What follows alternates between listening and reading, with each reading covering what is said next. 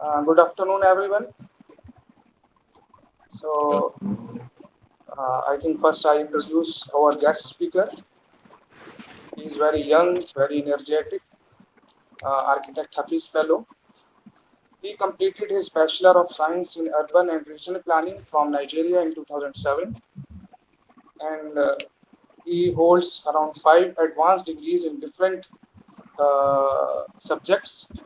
Advanced Management Skills for Manager from London in 2012, Masters in Business Administration from Nigeria in 2013, Islamic Banking and Insurance from London in 2014, Certificate in Social Development and Human Rights from Germany in 2016, and Masters in Urban Design and Architecture in Islamic Societies from Hamad bin Khalifa University, Qatar in 2018. And right now he is doing PhD in Architecture from International Islamic University, Malaysia. He is also a prestigious author of several papers, around 20 papers on different topics related to architecture, urban design, behavioral issues, social issues, etc. He was also connected with architectural firms and academic activities both during his he is president of our postgraduate student society also in International Islamic University. So I am very grateful that he joined us today. So without any further delay, I want to hand over the session to Hafis Bello. Just a moment.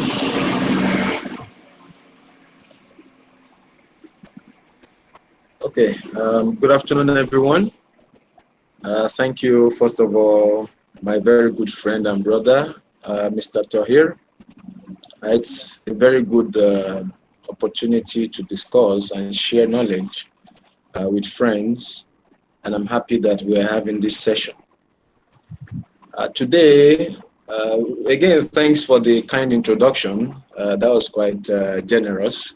Thank you. So I'm happy that the students are in research methods class, and today Brother Tahir has sent few questions that we would be answering during this interactive session. I would appreciate if you share more questions, or perhaps you want to clear any of those responses further after I give the feedback. So we have 10 questions, and I would, for time reason, I want to go straight into the questions. So number one, as I have here, is how should I fix the title for my synopsis? Okay. Basically, choosing a title has to be you want to solve a problem you are passionate about. So, what problem do you want to solve? That problem would be the basis for choosing the title of your synopsis. Sometimes it's not a problem in that scale of it. It may be how can we improve what we're doing today? How can we make our buildings more greener? How can we make them more efficient? How can we make our cities more livable? How can we make our neighborhood safer, cleaner? These are things they create those new topics. And for many of our environments, you see that there are several issues within the architectural and urban design space that architects, urban planners, landscape planners, and all stakeholders within the built environment have a key role to play. So going back to that question, how should I fix my title? Basically, you have to decide which area of this field you are interested in. For example, we have areas as beautiful as our sector is, we have the design aspect of it. You may want to redesign a transport infrastructure. You may want to redesign a renewable urban renewal project. You may want to even create a dynamic transport flow, or even kind of using local facilities in construction methods, basically which we call the use of renewable resources. You may say, for instance, you want to do a research on how do we make our buildings cheaper so that more people can have more affordable housing. How can we make our streets cleaner? How can we make our factories more efficient so people don't have to travel long distances before they go to work? Because one, they burn energy. Number two, they also, spend lots of time on the road in traffic, as we have in many of our cities. Okay, and number three, which is perhaps most important even today, is the issue of sustainability, which is the environmental problems in terms of emission from vehicles, burning of CO2, carbon. So all these would form basis for choosing your title. So how do I choose my title? My title has to be, what problem do I want to solve in my society? So that's that. Number two, how to frame aim and objective. Picking from the first part, I hope you can hear me. Yes, yes, sir. Okay, okay. Yes. Good. Mr. Hafiz, can you open your mic so it will make our session more interactive and interesting? If there is no My mute, mic is not on. oh, so sorry, your camera. Sorry, your camera. My camera is not on. No, no, no. Oh, subhanallah, I thought it's on. Yeah, Is now it it's on now? yeah, it's now. What happened is I'm looking at the question on the other page. So I didn't know actually the question, went off, but that's okay. The video. So you can see me now. Yeah, now. Okay. Can you still see me now? Hello? Now it's off, No, sir. no, sir. Can you still see me? No. No. Okay. Then I have to use, because I'm looking at the question directly from the screen, but that's okay. I have to use the system. So the next question you raised, okay, we have it here. How to frame aim and objective. How to frame aim and objective. Basically, your aim and objective has to flow from the first part, which I've said, and that part is, how do you find your problem? How do you state your problem? So when you state your problem, then you are able to come up with your aim and objective from that problem. Now, there are key rules you need to note when you're fixing your aim and objective. The first part is having identified a problem. For example, the challenge my research wants to solve is, how do we make our buildings greener, for instance? Or maybe we want to solve a urban waste problem, for those in urban, but because you're in architecture, we can look more into the design part. How do we make sure the buildings are greener, which perhaps is a valid architectural challenge today. So we don't continue to do these molar designs or replicating, the regular designs. How do we make our designs more efficient? So the aim and objective will be, first of all, the aim is the bigger part, i.e., it has to be concise. Most times, it should be a single line feedback or a single line statement stating that, with the aim of my study, and with this problem I want to solve, you've been able to identify that problem in detail. That's why when you're writing, you write the introduction, you write your problem statement, then that will bring the next phase, which is stating your objective, the aims and objective. So the introduction you've written, the problem statement you have identified will build to say, based on this problem, the problem I have identified is that our buildings consume more energy. For example, you have studied in your research that most of the Energy consumption we have in many of the urban centers are due to building consumptions or consumption in building or high or inefficient use of energy. Now you decided, for instance, that you want to do a research on how can you make our buildings more efficient and more environmentally friendly. So in that situation, the first part you want to look at, like I said, is identify the problem. Then what is the aim we want to, the purpose of that research? The purpose of my research is, is to solve or is to identify newer ways or more efficient ways, to make buildings more efficient, to make our buildings more environmentally friendly or sustainable, as the case may be.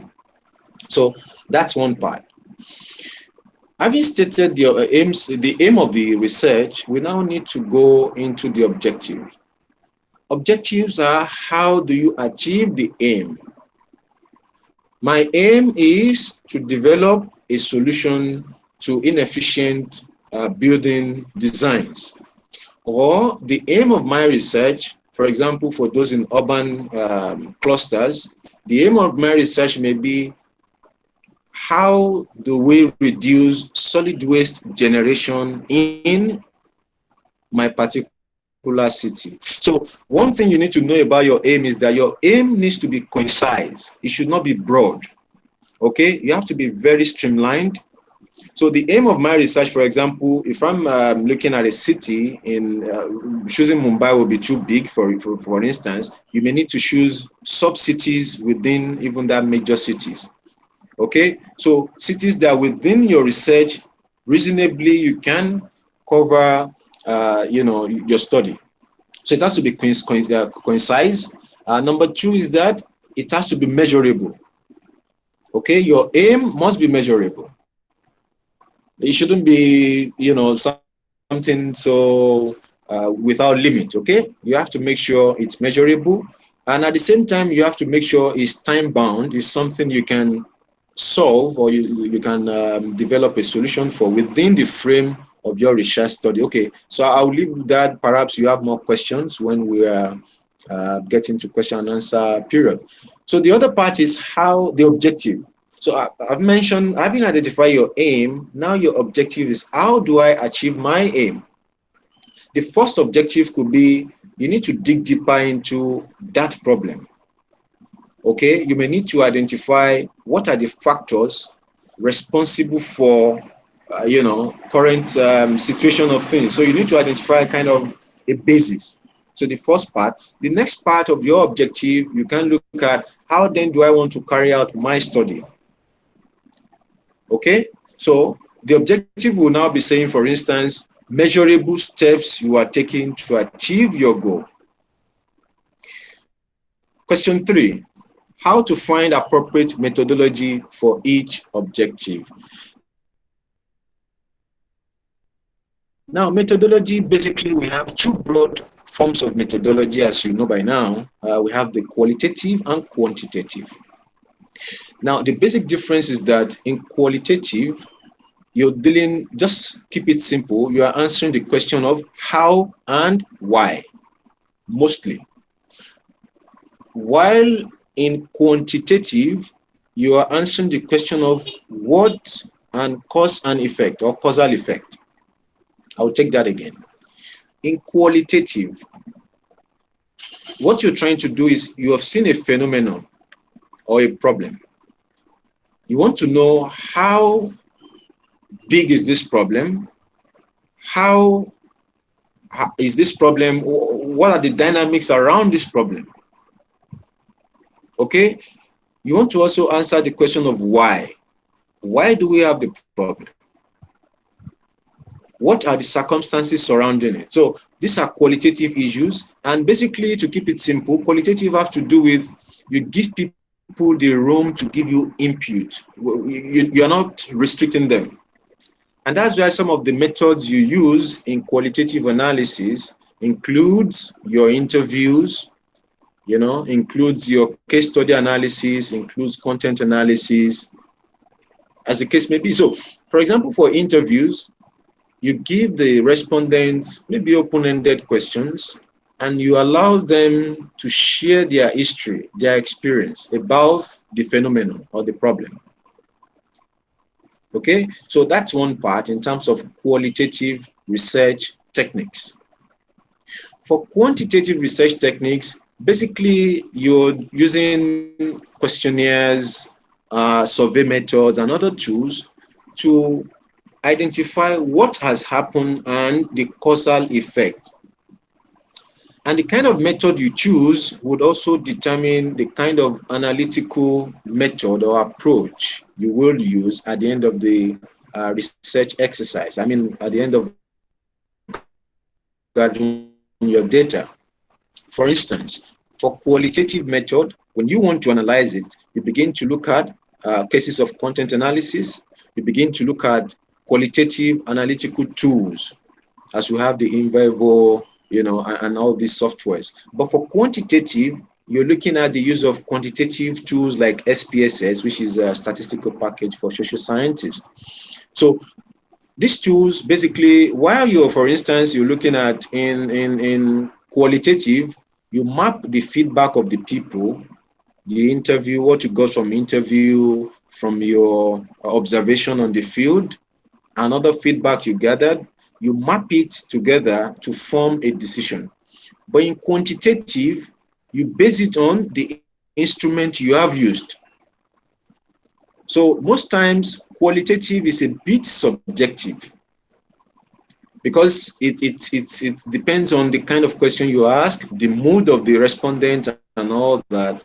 But in quantitative, most times you are just giving answers to close-ended questions. For example, age, gender, maybe strongly agree, disagree to some variables and all that. So they just tick most times using questionnaires. I'll be glad to have your question on that to be sure if I've answered those questions. So the next question I have here is flowchart necessary to show research methodology?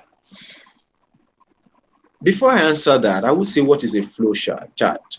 As you know, it depicts a process that is from this stage to this stage. How do I connect? Okay, how do I move in phases to achieve my research objective? So what we're looking at here is that a flowchart is very much advisable, but it's not compulsory. It's advisable because at a glance, your reader can see what your concept looks like. Because sometimes they may be finding it within your long thesis, it's sometimes because of our writing style, different writing styles, some people may not be able to emphasize the areas they need to emphasize during their writing. But when you do a flow chart on a single shot, I can say this is how you want to go about solving the problem you have identified in your research. I hope my video is still on.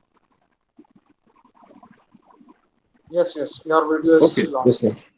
Okay. So the next one I have here is what we're supposed to do and how to study in detail when we go for case study. Now, going for a case study, the first part is we need to have a deeper review of that case study. Before I go into that, let me explain what is case study itself. A case study is a deeper review or a study of individual, group, or a society, for instance, a cluster.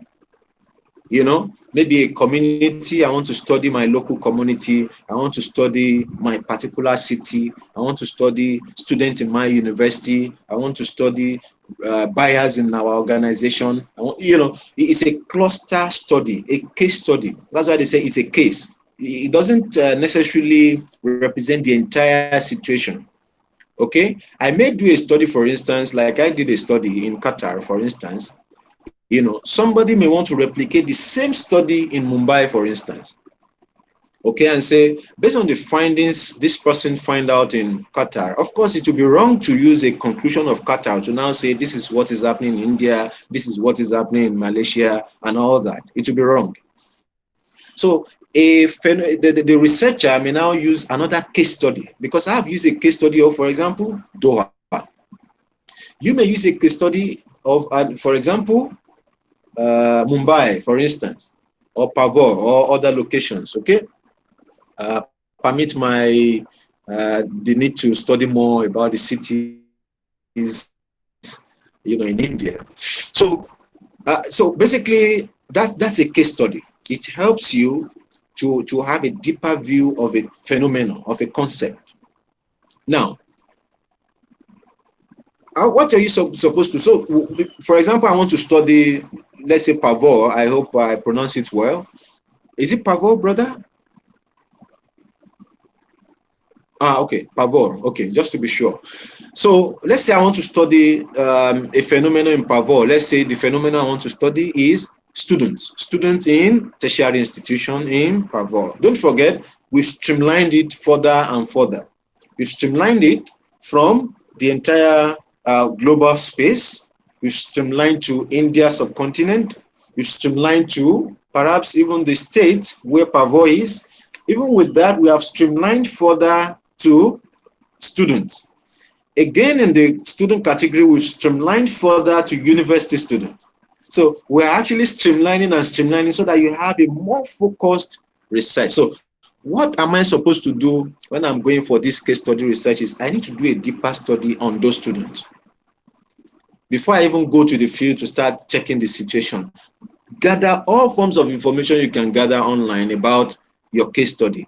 I want to study about Pavo. Okay, what is the geographical location? For example, if my research is about buildings, okay, then I want to look at the climatic, the rainfall, the facilities, the natural construction materials and all that. So you need to do that. So what are you supposed to do before you go to case study? You need to find out all information you can pertaining to your study area or your study focus. Okay, so then you need to be careful. I've seen some undergraduate reports that when you're doing a research that has to do with environment, they are writing something totally different. So when I'm dealing with building, then I'll be looking about climate. I'll be looking about the government regulation, for instance, on buildings. I'll be looking about the facilities used in construction and all that. But that's different if I'm doing a study about students. Okay? Because when I'm doing a study about students, then I want to look more into the age of the student, the spread of the student. Okay, what are the clusters? For example, what are their background studies?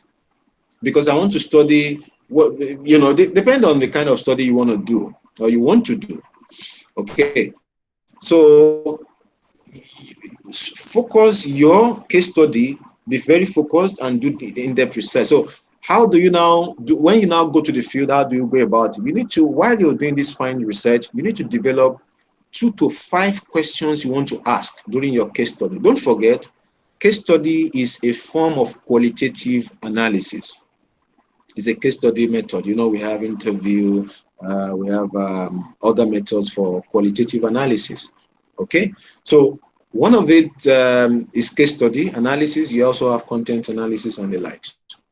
So when I do this case study analysis, before I do case study, like I said, the first part will be what I call the content analysis.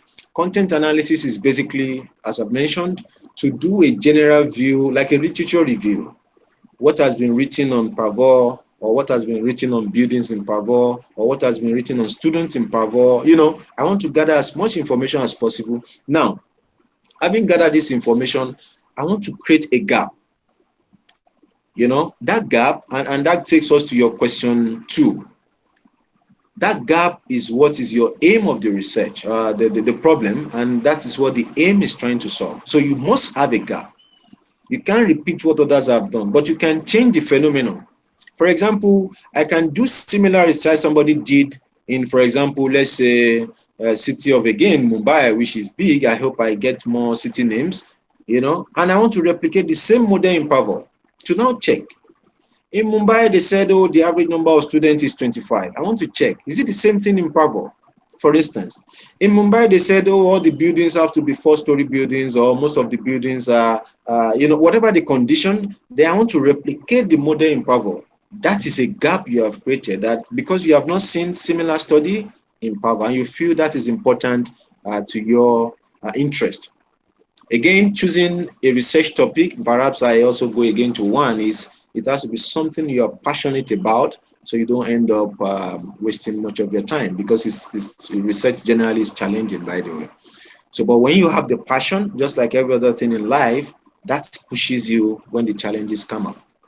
Okay, quickly. So again, about the case study, when you gather the pre-information before you go to the field, then basically when you get to the field, you've identified about 2 to 5 or more questions you want to ask. Maybe you want to use the observation or interview or even a combination of methods.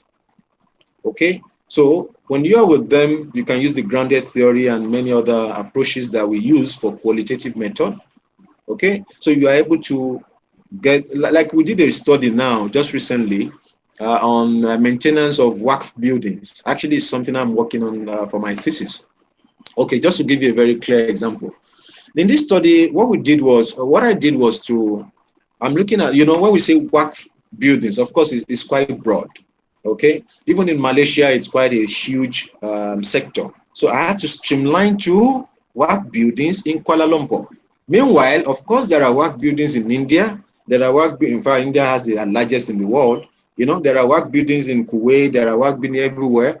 So, and there are in different states in Malaysia, but I streamlined it to Kuala Lumpur. So I did a deeper research on this finding. So what I now did was I generated a list of questions that I need to confirm when I go to the field.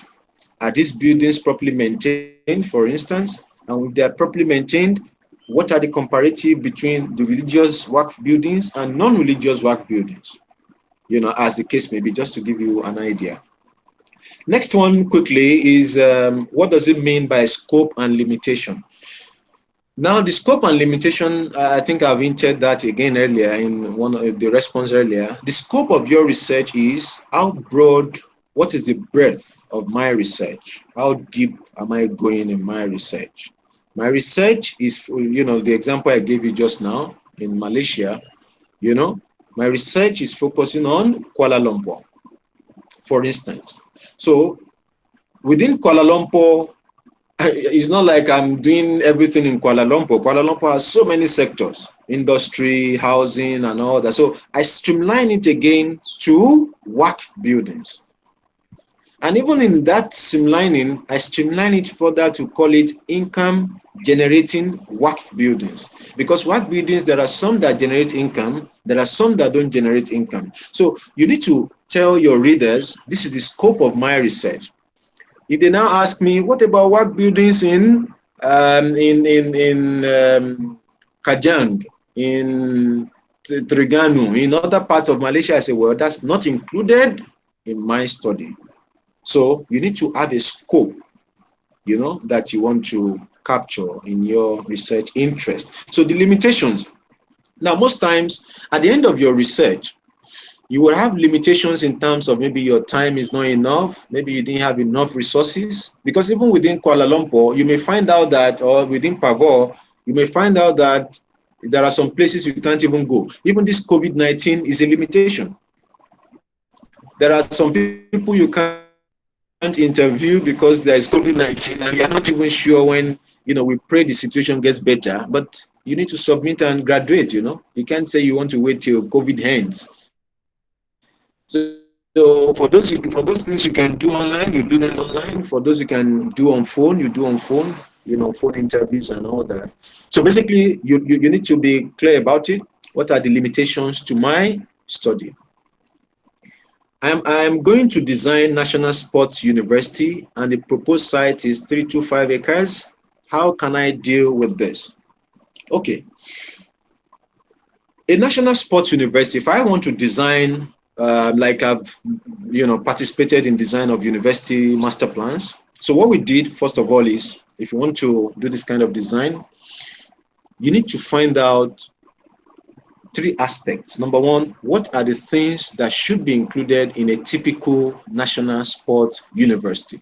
Of course, the one you're designing is not the first in the world. Okay, so you need to check what other people have been doing, what are the facilities and all that, number one. Number two, you now need to check the site feature, what we call site survey or site analysis. Okay, I'm sure you have done that. I mean, because you're in final year, I'm sure you've done it earlier. I remember I did that even when I was in maybe year two, okay, during undergrad. So it's compulsory part. You need to do a site analysis and an in-depth site analysis for that matter. Because you need to check the topography, you need to check the vegetation, you need to check the landscape, you need to, I mean, so many parts you need to check, by the way. Okay, so that would determine, because you've done what are the facilities that you are expecting to use, and of course, you now need to look at integration of these facilities. And because the 325 is quite a large span of land, you don't have to plan on everything. Okay, you can plan in phases where you have phase one, phase two, phase three, and all that. So you don't have to use the whole 325 acres. No, there are some parts you need to leave for agriculture. There are some parts you need to leave for games reserve, for natural ecosystem. Okay, I'm sure they've taught you that. Okay, I think I have. Okay, so number 8, what basic features should we include to make our building green? Now, the concept of greening a building is a fast evolving concept, and we encourage many architects to and even urban planners and stakeholders to play actively in that part. So number one is you need to look at the entire concept of making a building greener. The only thing you want to achieve is how do you reduce the carbon emission and energy consumption, mostly. Okay, so everything you're thinking is from even the design concept. What are the materials you are using? You need to be sure they are renewable materials. Okay, they are not, carbon emitting material. Like asbestos is not safe for the environment, even for the human, occupants or for occupants in the building. Okay, so the making a building green. Number one, you want to look at, can you have what we call occupancy control devices, which means if I'm not in the building, is there an auto switch that goes off, and when I'm in the building or when I'm in the toilet or washroom or my room or wherever it is, it automatically comes off. That way, it reduces my energy bill. Number 2, water consumption. Okay, facilities that I need to put in the building to reduce water consumption in the building, they form part of the greening of the building. Number 3 is daylighting. How do I take advantage of daylighting for, in my design? Like I see architect Tahir, is the daylighting background, and I'm also using one here. You take advantage of natural lightning, that reduces your energy consumption. So another part in that part, to go detail further, is the use of solar system, solar system in the building, so you don't have to rely on the grid. Because the process of providing grid energy system is also carbon emitting, either thermal, gas, or hydro system. So if you don't join the list of people connected to the grid and you are connected perhaps to your solar system, which is a renewable energy, then congratulations, you have done part of the greening of the building. Another part is the rainwater harvesting. Okay, when there is rainwater, mashallah, India has a very good climate and there is good rainfall. So you can, rather than using, pumping water from the borehole or other methods of water use, you may use rainwater for gardening, rather than using water from the tap. Okay, and you use it for gardening and all these things. So the next one is it a good idea to proceed with a topic on which I do not have any live case study in my country? This is very interesting, actually, because a topic has to be something you're passionate about.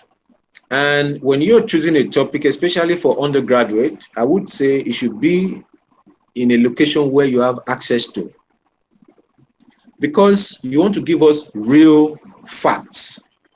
You're not just trying to, make some statement, okay? You want to do a research that after 20 years, you look back to it and you are proud of your research. So that means that you need to do the dirty work. When I mean dirty work, you need to roll up your sleeves and you need to get to the field. Not an office thing, not something you sit in your office. I mean, if you're sitting in the office, then why do we call it research? Because any other person can do that.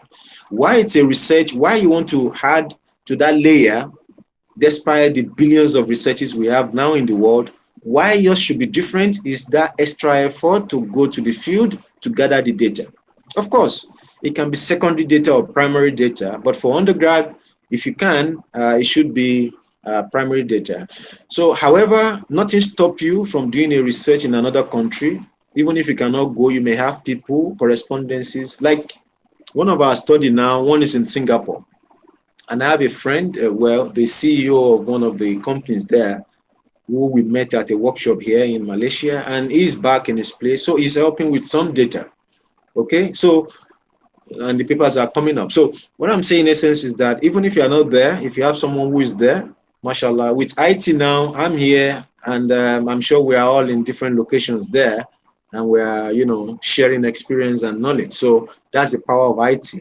So you may need to leverage on that. Your friends who are from other countries, you may talk to them. Maybe they can help you gather data in those countries. So I would not say limit yourself to your country, but I would say make sure that your research has genuineness and uniqueness. The last one which Mr. Tahir sent to me was just a few minutes earlier. Would it create more impact on our design proposal if we experience the phenomenon as one of the users? Now, as a researcher, it's not compulsory that you should be one of the respondents, but again, it's not also a bad idea, because when you are directly impacted by that phenomenon, let's assume I want to solve a problem of drainage in my community. Okay, and I see that I think this happened in some parts also, where you have this when there is rainfall, you have this flooding. Okay, now I have this. Let's assume I have this flooding issue in my community. I've experienced it since maybe I was 10 years old or 5 years old or something, and now I'm an undergraduate. I want to do a research. So I would advise you, please do it, because that way you can give us more authentic report. However, it's not now compulsory that, because I don't know. If you have such experience, fine, and someone has not written on it. If someone has written on it, you want to check, maybe they've written on it about 20 years ago. The fact they got 20 years ago, are they still the same fact today? Maybe 20 years ago, the buildings we have in our village, maybe it's no more than 5,000 or something, but today we have about 500,000. So you want to check, are those facts the person identified then, are they still applicable today? So it's advisable, like the questioner asked, that should we do a research where we are part of. I mean, you have the experience. However, when you're reporting on it, you have to report, because a research, the key part in research is that you have to be objective. Okay, so you have to report it, not like, when I was going and all that. I mean, that's an expository writing. That's not research. That one is just storytelling. Okay, fine. Research is also a form of storytelling if you are dealing with qualitative, but let it have input from other people. That same view you have, you can interview people who are perhaps seniors or experts who can even provide more insight into the issue that would help you, to have a very solid report. So on that note, Assalamu alaikum wa rahmatullahi wa barakatuh.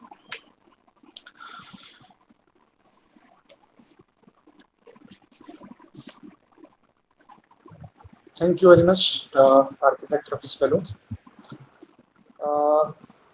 Now, anyone, Any one of you, if want to ask any question, you can ask.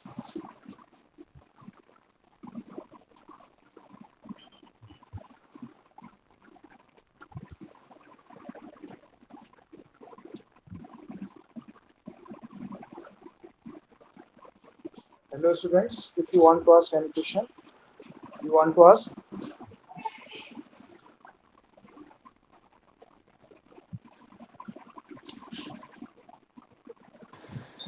No, sir. Yes, who's there? Suraj? Yes, sir. Yeah, yeah.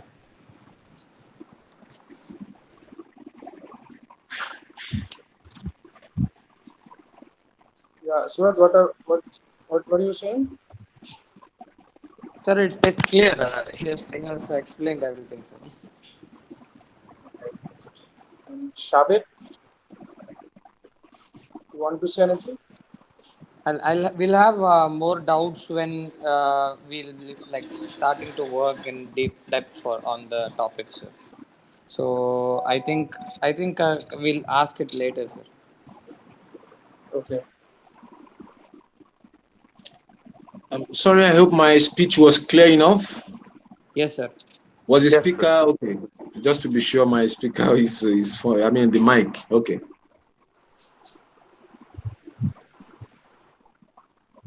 So, Shabik, you want to say something? You want to ask?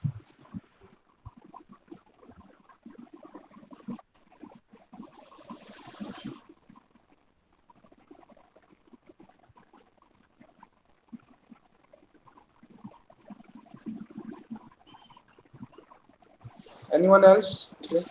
Sir, can you Nataraj, hear me? yes. Yeah. Can Yeah, you hear me? yes. Yes, please. Yeah. Sir, you said about the site thing, like phase one and phase two and phase three, like that. We can design as, in my case, it's 20-acre site.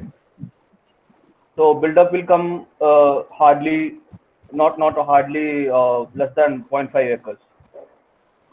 Can you hear me? Just a moment. Let me pick my. Um, just a moment. Just a moment.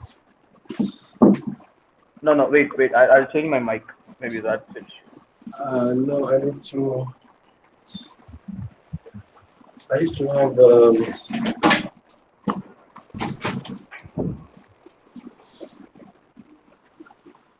Okay. Can you hear me now? Just a moment. I want to use my earpiece also. So I look like our brother.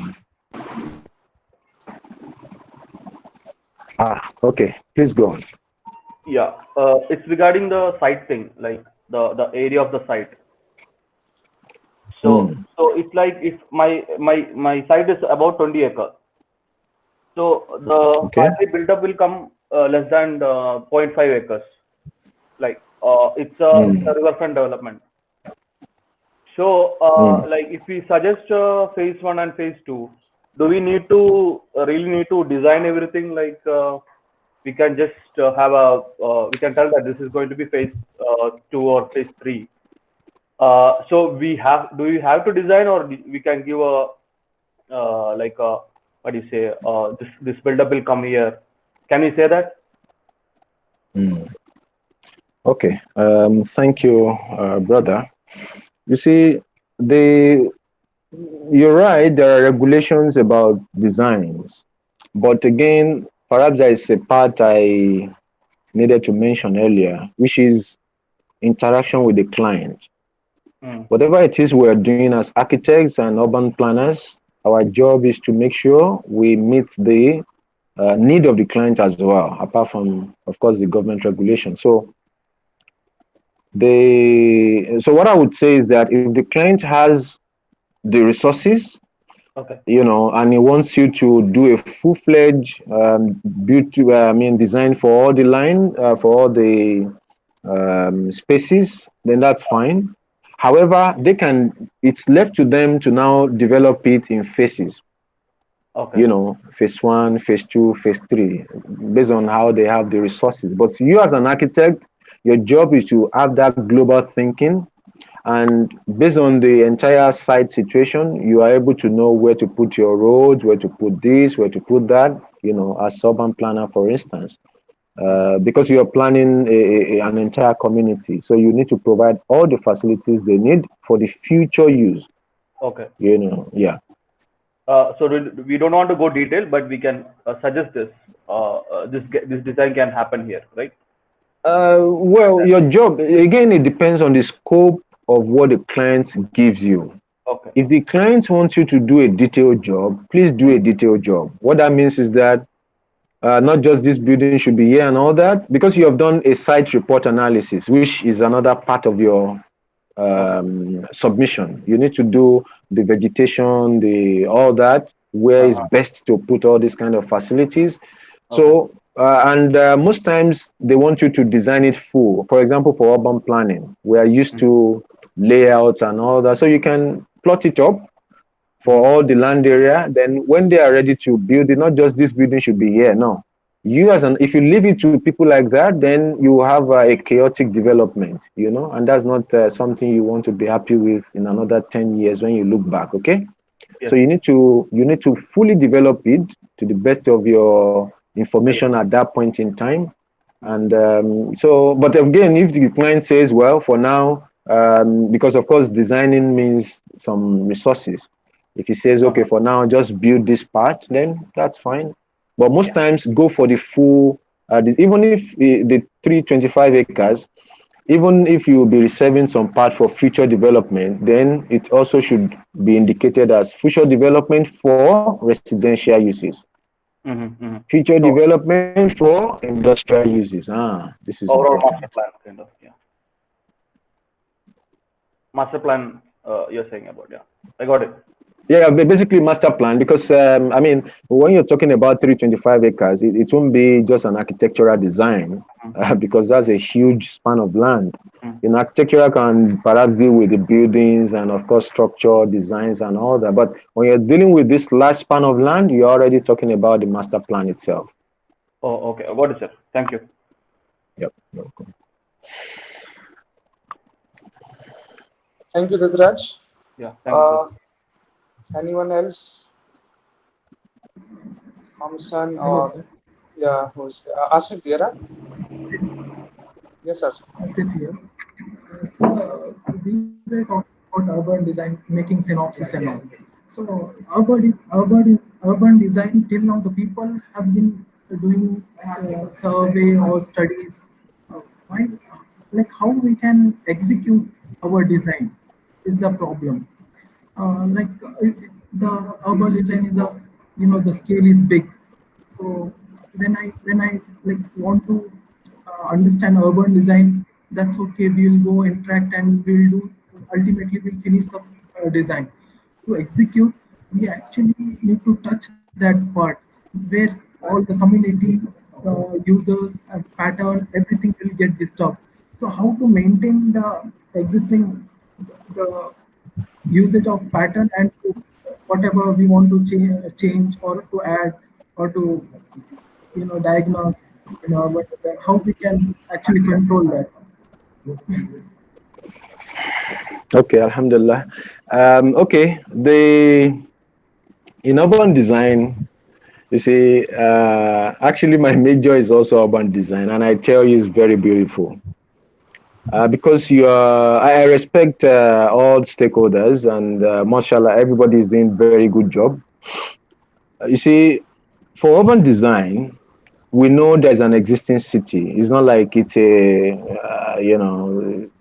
it's not like it's a new a plain land. There are existing facilities there, and unless those facilities don't have a future in terms of environmental consideration, you have to leave them. Because we don't usually advise that you should pull off buildings unless those buildings, perhaps they are standing, for example, on drainage line or power supply, or there is a better use for that location. If not, the best bet is to leave the building and plan around it. Now, going back to your question, you need to, that's part of what I said about site analysis. You need to check when you visit your site, gather your data. what part of this building should be retained, and this will be part of the studio you would have done perhaps in your year 2 and year 3. You would have observed that there are existing uses here. These uses here, the land, the building, as the case may be, and other topography of the environment. Then based on your own professional training, you know which building should be left as is and which one should be replaced. But the first replacement is the last option when it comes to urban design. I'm sure you have been taught that. The main thing is how can we accommodate as best as possible what the people have today. Number one. Number two is that when we go to this site, an existing system, you want to make sure you are not creating something that is totally incompatible with the community system. That's why we are urban designers and architects. We don't just do things, just go and bring a design, for example, from Europe and say, oh, we have to put it here.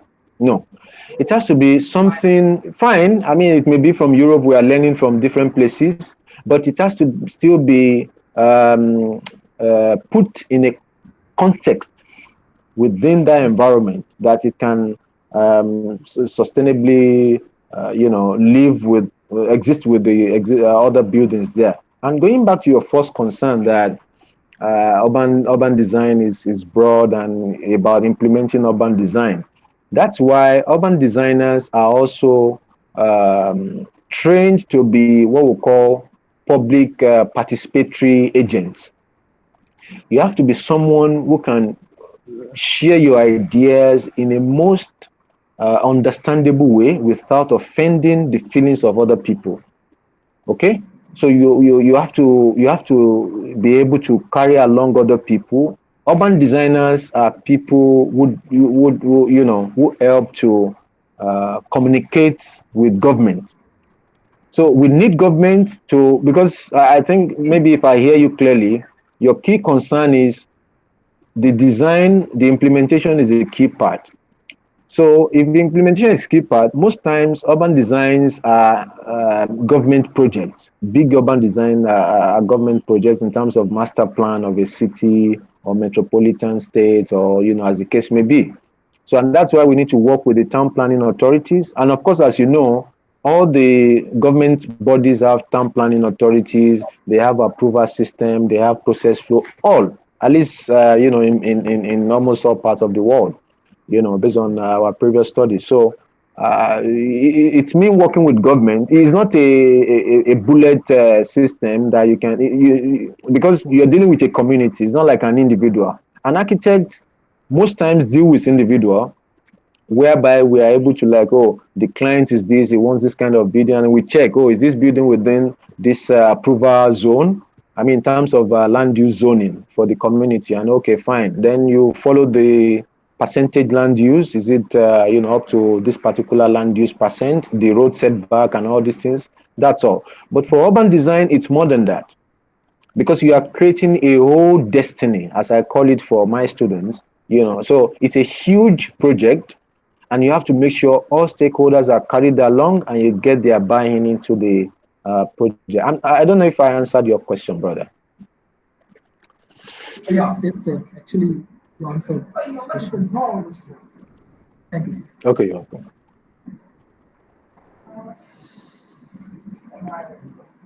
Okay. Thank you, Asif, and thank you, Mr. Hafiz. Anyone else want to ask anything? Thompson, clear now? Anyone? No, sir.